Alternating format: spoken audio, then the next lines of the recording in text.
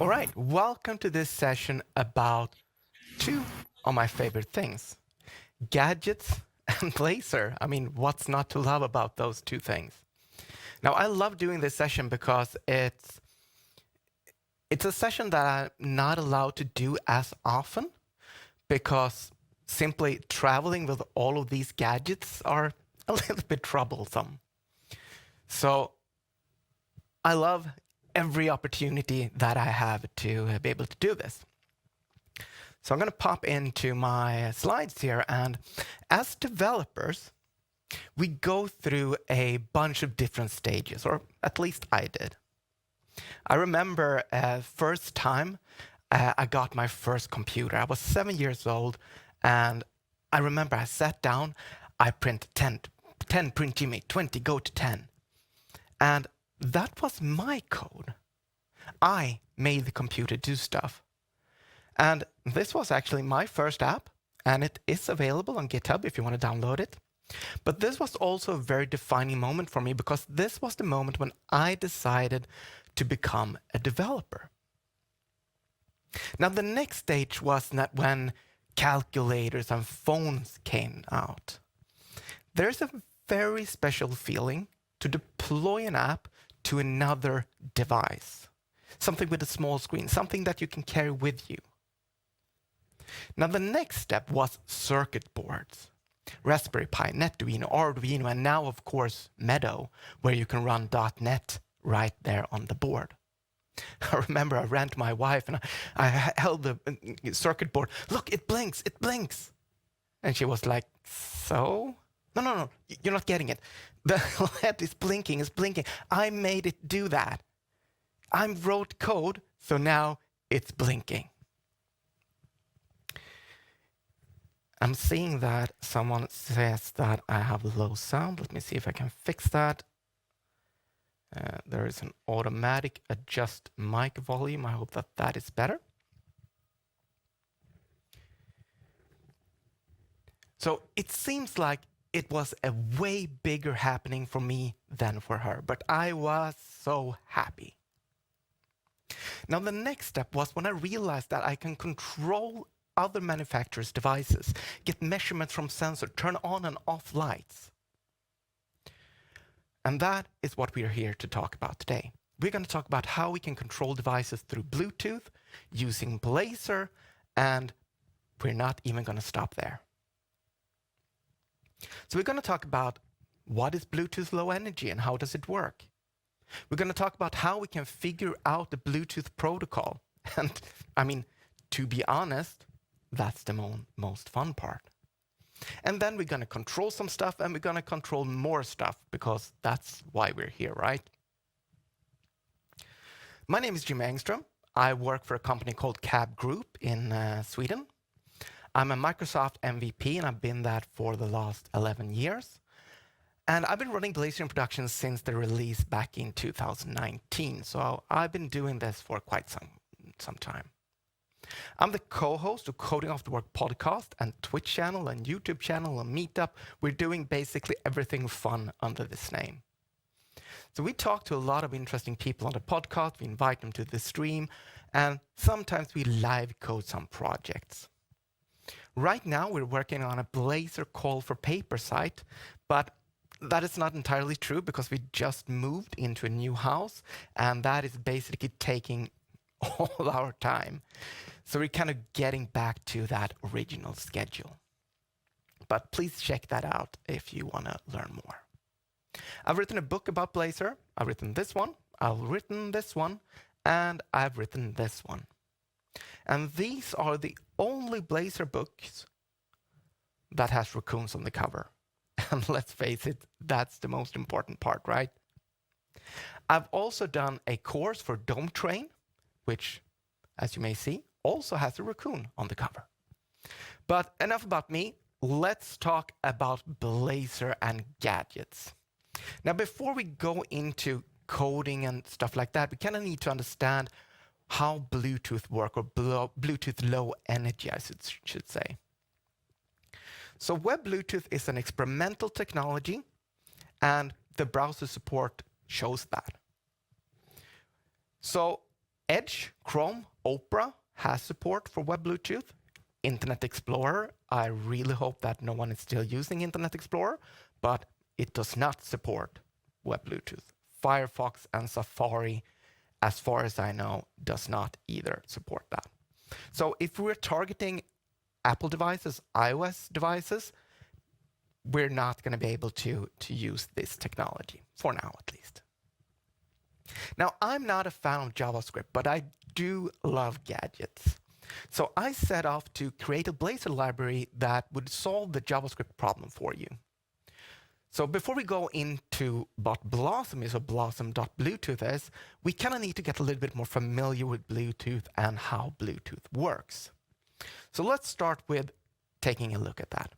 Now, the really cool thing with Bluetooth or Bluetooth Low Energy is that you can ask the device what it can do. I know, right?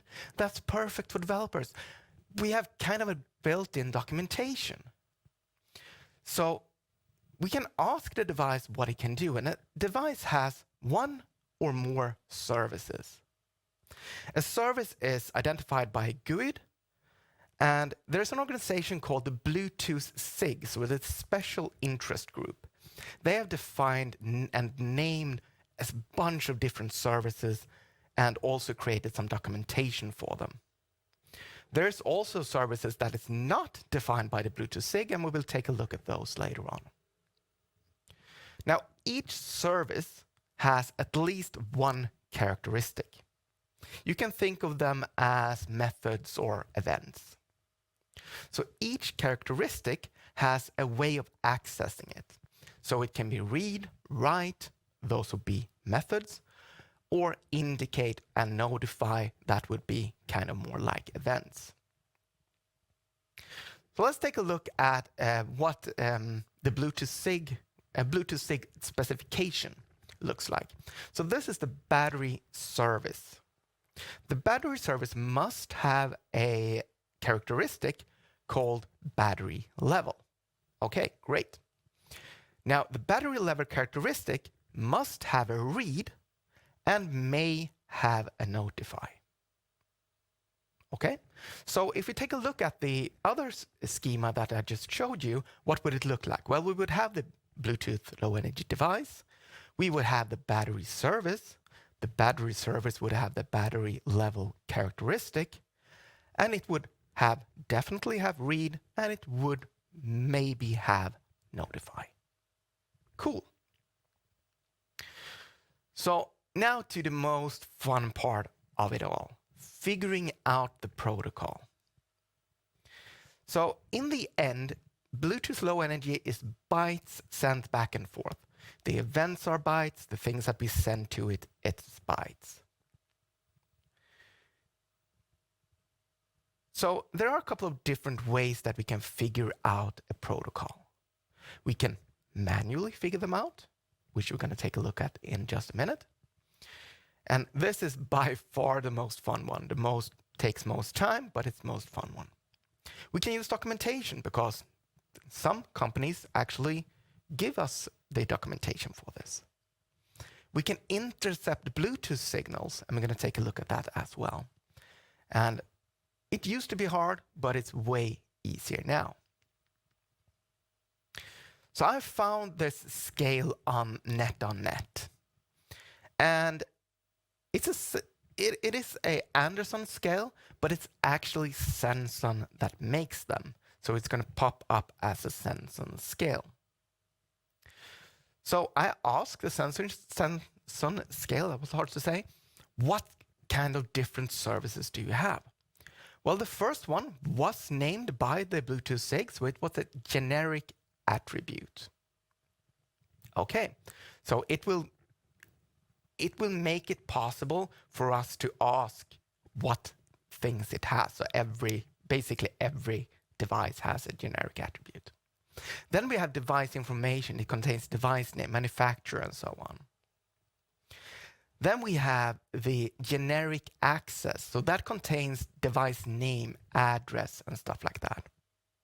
And then we have this last one, the one that says 000 FFB0. I'm not going to go through that whole GUID. But I also know that the other services does not have weight information. So I would assume it's this one, right? So I connected a listener to this one, and it showed that it had two characteristics. Cool. So I started listening to both of them, and I noticed that, well, I got a little bit of code back from one of them. And I got 10 bytes back. So I could write to them, but I'm really more interested in putting something on the scale and getting that value back. So I'm going to listen to the notifications. Great. So I got 10 bytes back. So it looks something like this. Huh. So I had a baseline, 0 grams. Okay. So I would assume that one of these bytes that I'm looking for would be 0. And we just happen to have a bunch of zeros here. We have 2, 3, 4, 5, and 7. Great. So now I took a energy drink that I just had to have beside me, and I put it on the scale. Now it weighed 235 grams, so now these values changed. And as you can see, one of the values are 235. That must be the value that I'm looking for. Now I reset the scale, I remove the energy drink, so now it says minus 235. So now I would assume that it would be minus somewhere. And byte 7 and 9 changed. And byte 5 is still 235. So that must mean that 7 or 9 is probably a sign byte. Now I tried a 120 grams and suddenly byte 4 changed. So now I'm testing different ways back and forward, and I came to the conclusion that it's 4, 5, and 7 that is interesting to me. So this ended up being the solution. Byte 4 times 256 plus byte 5. That would equal 1020. Oh, okay. I have no idea what the rest of the bytes are, but I know the bytes that I'm interested in. And if byte 7 is 1, it would be a negative value. Cool. So this first demo is going to be legend. Wait for it. Dairy. I really enjoy puns, and I just had to have this one in there. So let's take a look at the code we need to communicate with a scale like that. So I'm going to jump into Visual Studio, our trusty friend. I'm going to go to this code here. So here I have the code for the Anderson scale. So let's add a namespace to start with. So we're going to use blossom.bluetooth. Perfect. And to be able to communicate with this, we need to have access to the Bluetooth devices. So let's add that as well. So we're going to inject the iBluetooth navigator. And we're going to call it navigator, because why not? Then we're going to need a variable where we're going to put the scales or the values. Oh, that was not what I intended. Let me try that again. So we're going to add an int because it's grams. There's no need for decimals in this case. And we're going to start off with 0. Now in this UI, we want to show the weight as well. So let's just type out weight so we can show that as well. Now down here we have the service ID, which we found out was the one that we were interested in. We have the characteristics ID, which was the one that I got data back from. Now to get access to this Bluetooth device, we need to ask the browser to give us access. So let's do that. That is not what I wanted to do. What we're going to do is we're going to create a query. So we're going to create a new request device query. And what are we requesting? Well, we want a device that has a filter with the service that I'm looking for. So this will query all the connected Bluetooth devices, and it's going to get me all of those devices that are implementing that particular service, and also give me access to that service if I give consent, of course, in the web browser. So now we can request the service. So we're going to request the service. We're going to ask the navigator, request that service with that query. Next up, we're going to set up some notifications. So we're going to set up notify, set in the service ID, the characteristic that we want to listen to, and also set up an event listener for the value notification, like so. Now it's time to create our method. So we're going to create a value notification method. It's going to get a sender. It's going to have an characteristic event args. We're going to get some data back, so from the characteristic event args. We're going to set the weight 256 times byte 4 plus byte 5. And if byte 7 is 1, we're going to switch that to a negative number instead. And then we're going to do state has changed, because this can happen on another thread. It's going to happen on another thread. So we need to notify the UI that something changed. There we go. So let's run this and see what happens. I'm going to touch the scale here. I'm going to show up the gadgets here. My name is a little bit in the way, but hopefully you can see at least that I'm pressing on the scale here. So we're going to start up. We're going to connect to the scale. We're going to get sense and food up here. Let's connect, let's pair. And now if I press on the scale here, you'll see that the value changes in the UI. Isn't this like the most cool thing ever? We're getting these values inside of the web browser with a Bluetooth device that I have running here on the table. I think this is mind-blowingly cool. So let's jump back here. You have the pun again if someone missed it. We also have these kinds of devices, this robot that I have over here. So this is made by a robot manufacturer, a toy manufacturer called WowWee.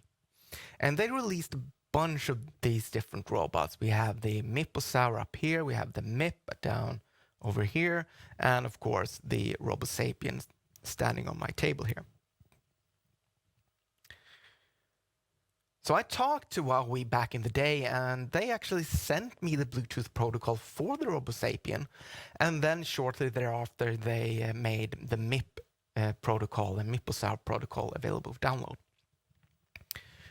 So let's take a look at those. So let's jump back to Visual Studio here,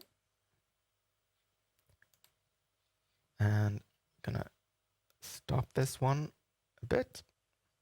I'm going to jump into the RoboSapien demo file. Now, all of these files that I'm showing you today is available on my GitHub account, so you can check this out and play around with this whenever you feel ready or want to do that.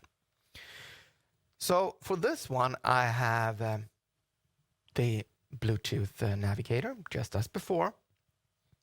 I have send command, which is a method we're going to implement in just a bit. And I also have these RoboSapien class that simply helps me with some bytes. In this case, right hand forward, right hand back, shoulder up and down and stuff like that. So all of these values, this is just a byte that I'm going to send to the robot, and it's going to react accordingly. Okay, so what do we have here? Well, we have the service ID, we have the characteristic ID. Already covered that. Let's add the RoboSapien. So we're going to create a query, request device query, just as before. Now this time I'm going to say filter on name. So instead of specifying the service, I'm going to filter on name. So in this case, I want to filter on RoboSapien Blue. And I also need to say optional service, because just filtering on the name is not going to give me access to all the services. So I also need to say I want access to this service. So this is the way you would do that. And then we're just going to get the device from the navigator specifying the query. Now, sending a command to the RoboSapien is simple. We're going to say RoboSapien, write value, and simply say the service ID, the characteristic ID, and the byte that I want to send, which is from those buttons that I showed you in the beginning.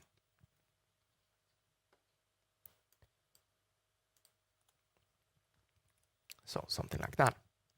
And let's take a quick look here. You'll see that it takes the Bluetooth navigator and it's writing that value directly to that service or characteristic in this case.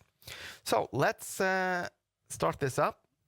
I'm going to move the scale and let's wake up the RoboSapien.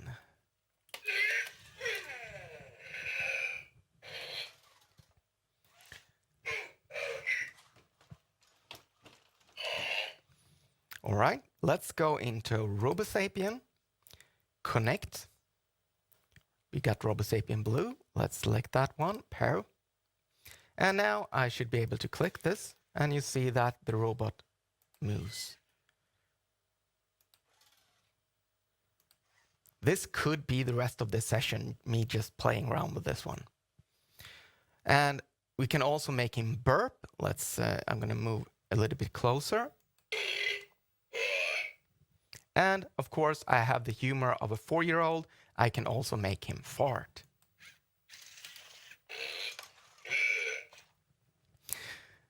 So I can play around with this robot all the time. Now, if I leave him here for a little bit, he's going to fall asleep. He's going to snore very loudly. And I am going to be very, very jump scared.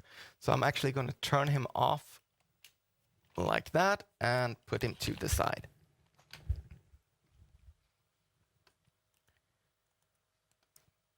Let's start here again.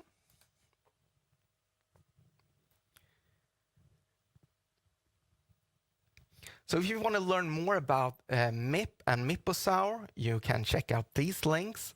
And of course, all of this is available on my GitHub as well. So here we have the MIPosaur in action. This is a little bit tricky to record live, so I pre-recorded this. So you can see how we can move that around. Again, this source code is available, including the virtual joystick and all of that goodness. Now, why is why is Spider-Man so good at comebacks? Because with great power comes great responsibility.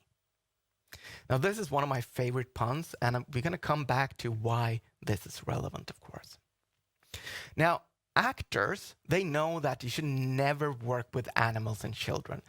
It is a little bit more work to do that. Tech speakers know that they should never rely on internet access. They should never use wireless protocols and stuff like that on stage because there's a lot of different signals happening. I obviously ignored all of that, and I'm going to bring up a highly unreliable gadget. Now, both my wife and I think that inclusivity is very important. And we try not to offend anyone. And again, I'm going to ignore that for now, and we're going to bring up my trusty friend Deadpool on stage. That seems like such a bad idea.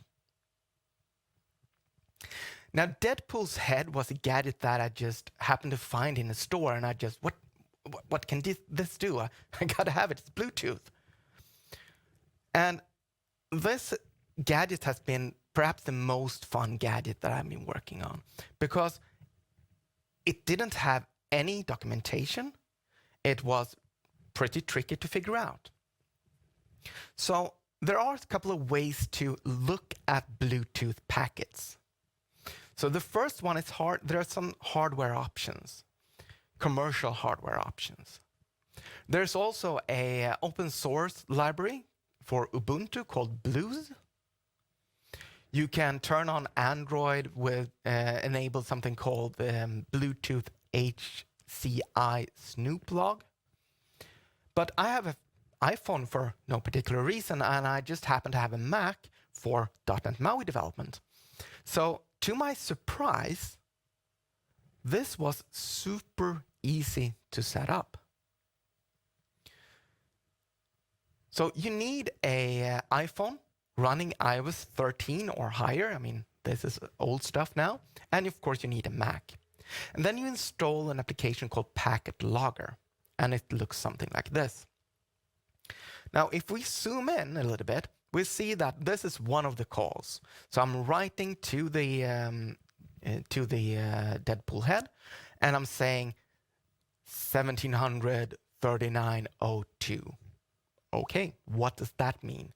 Well, I created a loop. I was pushing all of the different commands over to the Deadpool head, and I have found all the things that we can do with Deadpool. So let's take a look at a demo for Deadpool here. I'm going to go into our Bluetooth app again. Going to stop this one. Let's go and find Deadpool's head. And I can also show you that on the GitHub repository, we have the Deadpool's head markdown file with all of the different commands that we can do. It is in sections and commands with the combination of the two. So this is cool. Let's jump back here. Let's get the Deadpool's head. So this one was a little bit more tricky. It's in general, we're gonna call with bytes. That's all that is happening. But it's also need keep Deadpool awake. Otherwise, he will go to sleep and disconnect. So we need to send a command every 20 seconds or so. I don't remember exactly the interval. We're creating a filter with some BLE, getting the service ID just as before. We're requesting the device, nothing different. We need to send a couple of commands to the Deadpool head so that it wakes up and knows that, hey, it's I'm communicating with the app right now. And the same thing goes here. If we are sending a command, we're going to stop the awake thing and just send the command to Deadpool. So nothing special is going on here other than, well, we need to keep the connection alive and we need to send something to start the connection. So let's start this sample. And this feels like such a bad idea, but let's start Deadpool as well. Bob, it's good to see you, buddy. How's that rash? So let's connect Wilson, pair. I'm sorry, what were you saying? You like my app?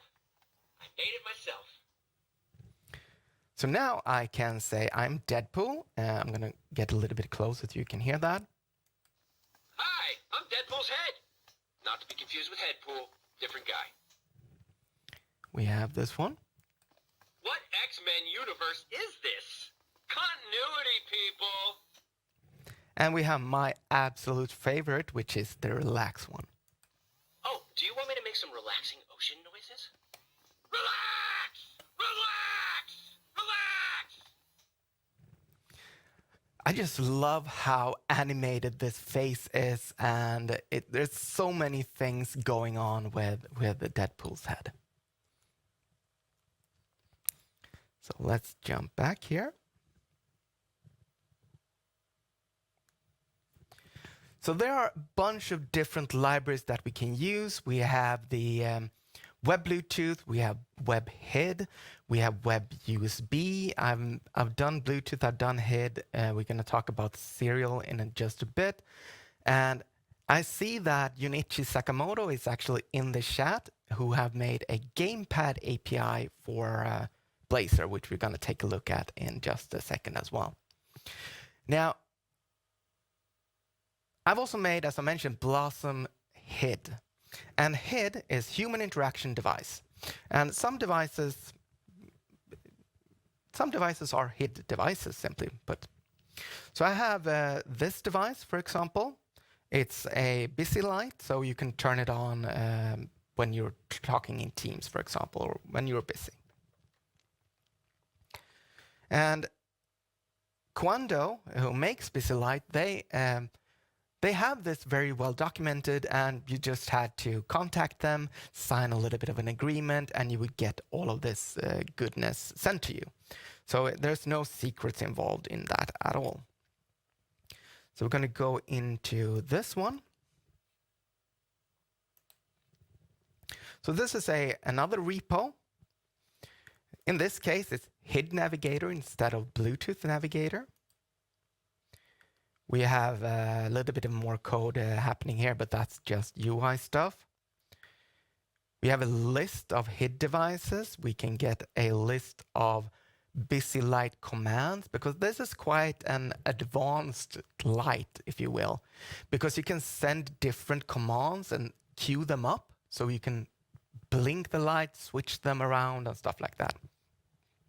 Now this is completely for this type of device, so there's nothing that it could be easier for other devices. And as you can see here, we have a filter. We are adding a HID device filter. We are filtering on the vendor. We are creating a request, getting the device back, and opening the device. Now, I'm not going to go into depth here when it comes to this code, but you can see that we are creating an RGB value. We are creating some the different commands. We're creating a step. We're adding that step, and in the background, it is all about. It's creating these kinds of checksums and stuff like that. Again, this is specific to this device. So let's run this and see what happens.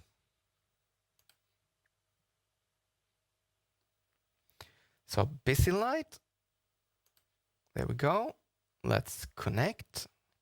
Oh, we got one. Awesome. I'm going to hold this here. Now I have a lot of lights shining in my face, so it's not very easy to see the changes here, but I'm going to try to show you. Let's turn this bright red, and I'm going to change the color, and you probably see it on my hands at least that it changed color. So if I change it to blue instead, and there we go, it shines blue. It is super bright blue in real life, but the camera doesn't catch that completely. Let's see, let's jump back here. Now, something else that is a HID device is a Stream Deck. Now, I love my Stream Deck. I'm not going to show you that because I'm actually using the Stream Deck for these demos. So if I'm using that, if I want to be able to connect to a Stream Deck, I need to turn off the software, which will make it, well, I can't use it for anything else then. But let's imagine that we are, for this, this event, we are using StreamYard, for example. So it's a streaming service. So imagine that I go into this site and it just takes over my Stream Deck. I get record, I get stop, I get bring in questions or whatever it may be. All of these different things I can get by controlling the Stream Deck. So I think that this is really nice way that we can use these technologies. Now, Stream Deck doesn't have an open API or documented API, but there's a bunch of open source project that shows how to do that, and it's also in the project on my GitHub. And so it could look something like this, for example. Now, the gamepad. So one way of communicating with all of these devices is using the web API, all these different web APIs. You can communicate with gamepads using the toolbelt blazor.gamepad that Junichi Sakamoto, a fellow MVP, has done. And you should definitely follow him on X or wherever he may be, because he has all these awesome libraries happening all the time, I feel like. So let's bring up my absolute favorite project. So this is my ZX Spectrum emulator. You remember my first computers? We're kind of going full circle now. So when I became a developer, I decided that I wanted to create a C# version of my ZX Spectrum. Is it possible? Can I do that? So I set off. It took a lot of time, took even years, even not actively, but I started doing some development, got tired of it, got back to it, and stuff like that. So this is my ZX Spectrum emulator, and I can start it here. And I can load in a game here, Manic Miner. And this is Blazor WebAssembly running inside of the web browser, ahead of time compiled. And also, it's C# code in the end, of course. So let's bring up my trusty gamepad here. I'm going to connect this one. As I mentioned, we just moved, so I haven't found my wireless one. Let's press enter. Let's see if we get the connection. There we go. So now I can move around in the game. I can jump, and yeah. So I made this game for a bunch of different platforms. Windows 8, HoloLens, as I mentioned before, and Xbox 360 and stuff like that. And I have yet to this day never been able to beat the first level. I can't do it. So please check that out. See if you can beat the first level. I am pretty sure it can't be done. That is at least what I am standing by. Okay, now we're going to do some fun stuff. So a friend of mine gave me his robotic whiteboard. Yes, you heard that right. So this robotic whiteboard is using serial. So I started off creating a new library, blossom.serial, so that we can communicate with web serial. So he gave me this, and this is a kind of stupid device because it sends G codes to the device. So let's take a look at the code for a moment here. So it's using G codes, and G codes is something that 3D printers use. It is something that CNC machines use. Basically, move around and pen down, pen up, and stuff like that. So it's super, super simple when it comes to how to use it. And if we take a look here, you recognize this code. It's a little bit different, navigator.serial, but we're still requesting a port. We're returning a U2 device, which is the device that we're gonna use to do all these things. Let's jump into the code here. I'm not gonna go through all of this stuff, but we have a couple of keywords that I want to replace. And U2 has an API, so I can send a SVG file and it will convert that to G code. Perfect. So I get back some G code, but I also have these special things that I need to change out to replace them. Because, for example, the PND, pen down, I needed the pen to be a little bit closer to the canvas, so I changed that value, how close it's going to be. So let's see if we actually can get this to work. I'm going to move Deadpool out of the way. I'm going to remove here. So this has been working like half of the time because I don't have any pen for it. So I just took a whiteboard pen and I have a little bit piece of rubber band here. So I'm just going to start up the application here.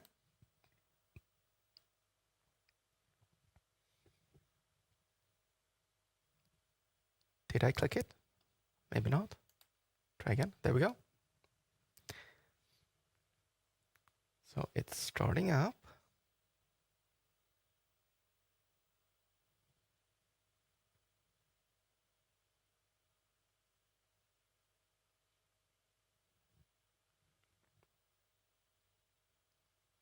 As you can see, the UI is pretty, well, not finished.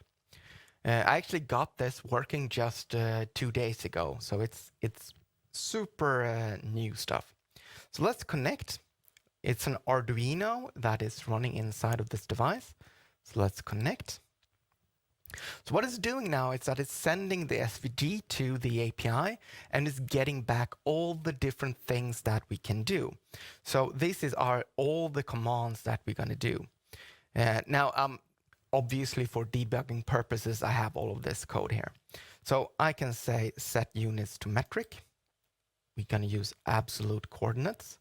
We're going to do pen up. And it worked. So that's nice. I'm going to take my pen. I'm going to insert it into the holder here. There we go. I think that would work. I'm going to set the speed. And then we're going to click on this button here.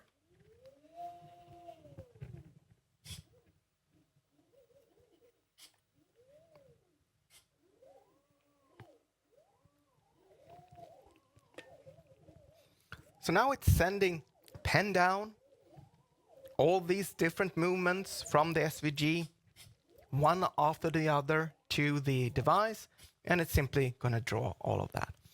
And then we can go down here, can say pen up, speed it up a bit, setting home, so they're going to move out a little bit further from the canvas.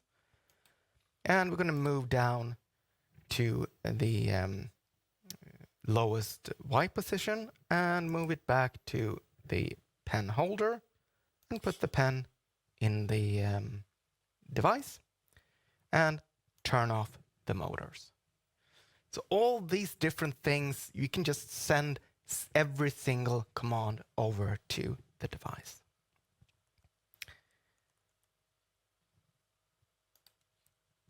And I had a backup video just in case this didn't work. So I'm super happy that it did. Now, I mentioned that we just moved, I think, and I found something called the ESP Home.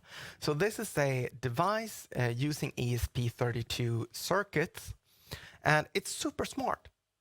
Because what we can do is that we can put a software on the device, and then using configuration, we can update and install new things and new sensors and stuff like that over the air. Cool. But first, to get this to work, we need to have that initial software on the device. Now, ESP Home has this already built in. So you basically take a USB cable, plug it in, and you do that exact thing that I just showed you. You're connecting with a serial, installing all of that. And now we can do that using Blazor all the way, which I think is really, really cool. And I think that this use case, when it's kind of installing it on this circuit or circuit board, is a really nice example. So if you want to check this out more, we have Blossom Bluetooth, Blossom HID, USB serial, you got tool belt, Blazor gamepad, and of course zxbox.com to be able to try out that ZX Spectrum emulator. But not before I leave you, I'm going to show you one more thing, and that is my Blossom extension. So I'm going to pop into Visual Studio. I'm going to grab just any project here. So I've been working with Blazor for so long, and sometimes there are things that is kind of annoying. I kind of want to get there quicker, if you will.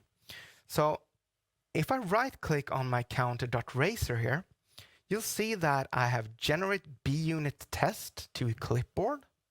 Actually, you can't see that because I'm in the way. There we go. Generate bunit test. We have create isolated CSS. I'm in the way again. Let me see here. Create code behind file. Find component usages. So wherever we are using this component. So let's just create an isolated CSS for fun. So it's going to show up here. And this is an extension for Visual Studio. It's free to use, and I hope that it will help you as much as it has helped me.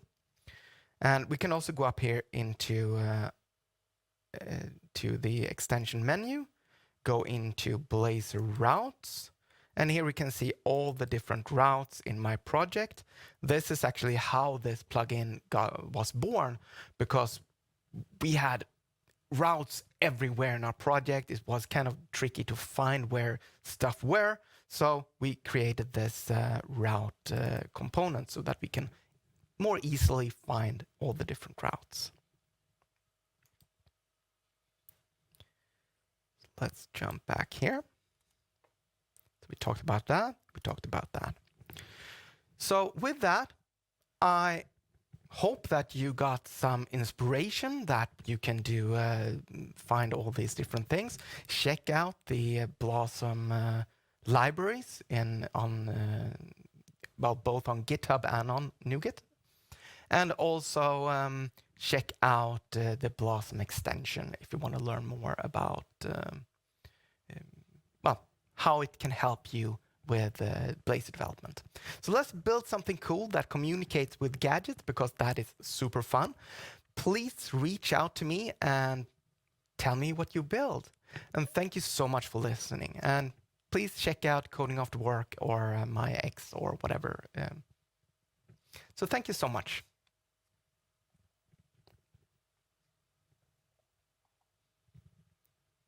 So I see that we have a couple of questions. Let me switch over here. I want that extension. Well, it's free. So it's just download the extension. So please do that.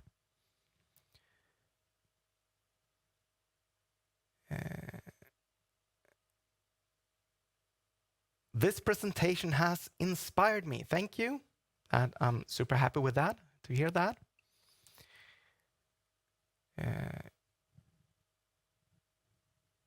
Christopher says that we should try combining this with my Blazor SVG editor someday. Yes, let's do that. I actually had a version of this where I'm using, I don't remember the library right now, but I was using some SVG library that converted everything to decode without using that API. But for this sample, I opted out and just used that instead. That was easier for me to use. I wonder if there are any privacy issues we should consider before using this. It depends. this in the context of all these different things, there shouldn't be any privacy issues because the browser doesn't let you do anything unless you approve the access. But the reason that Apple doesn't have this is because Apple says that, well, this is not safe. We're gonna do our own thing. We're gonna make it safe.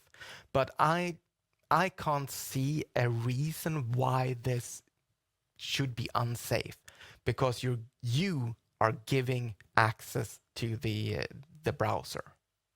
And also, let's say that we are doing WebAssembly. Well, it's not going to leave your computer at all. So I don't see a scenario where you should always be careful when you're giving access to stuff, but I don't see it being such a big issue.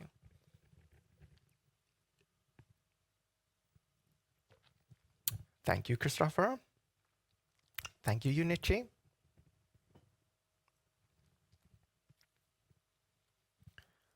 For example, in medical, sports, or home automation applications, user can control or monitor Bluetooth devices directly from a web page. Yes, I think this was an answer to something else, but absolutely, that is why we want to use this. A valid reason to use Bluetooth on the web is to enable direct interaction with physical devices, yes, as with the ESP32, such as sensors, wearables, or IoT devices, without the need of installing native apps. Yes, and I think that is, I really love that you could be able to do all of that stuff. I mean, configuring things.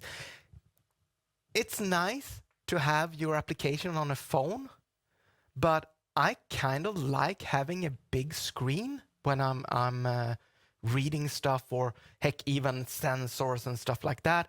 I kind of like having a big screen. So the phone isn't always the best option. So doing all of these different things, using Blazor again, you could have it on the phone, you can have it on the web, and you can have the same application in both scenarios, but, well, bigger on the PC or Mac.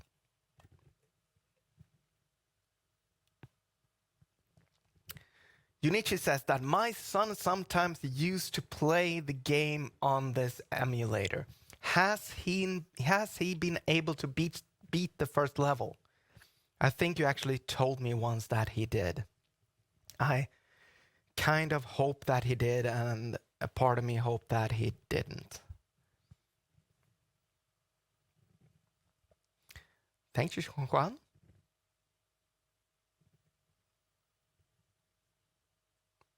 What extension are you using for the line highlight? I am so happy you asked that, because that is actually a function that a friend of mine, I came up with the idea and I asked him to build it for me. So this is something that is coming in the extension called Stage Coder. So you can check that out on Visual Studio Marketplace. So it's not there just yet, but it's coming.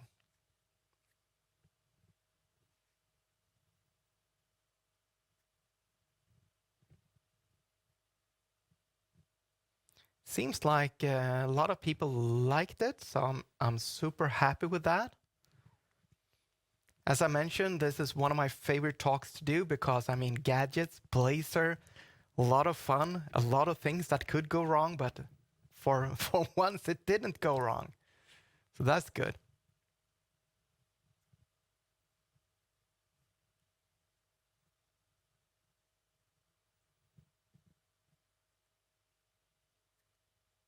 Thank you so much, everyone. I'm still on your version 2 of the Raccoon book, version 3 for buying later. I hope you like it.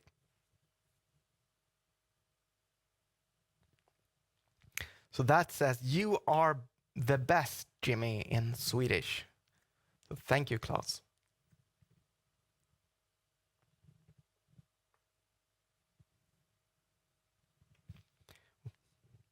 We seem to have a little bit more time on our hands. If anyone has any other questions, might not be related to all of this. Could be a generic Blazor question if you want to.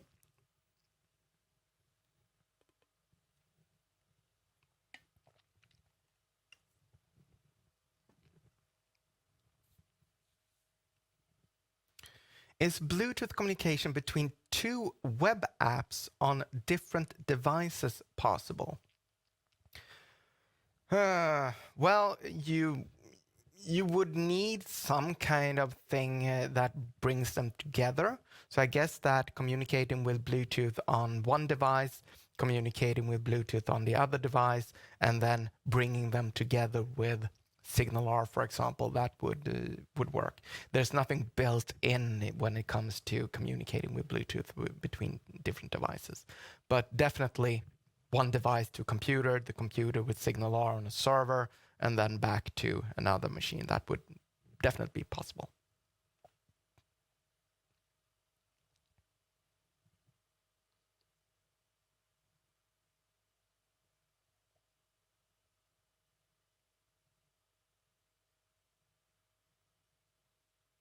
So how did you know the name to filter when you added the filter RoboSapien Blue? Well, back in the day, there were a way of accessing all the Bluetooth devices using Edge.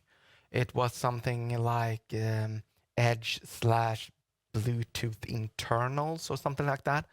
But they have removed that. So I used that to figure out what the name was. And I mean, you could build a quite simple app to just list all the devices that you have connected to the system. It is the same text that you see when you are you check the connected devices on your system.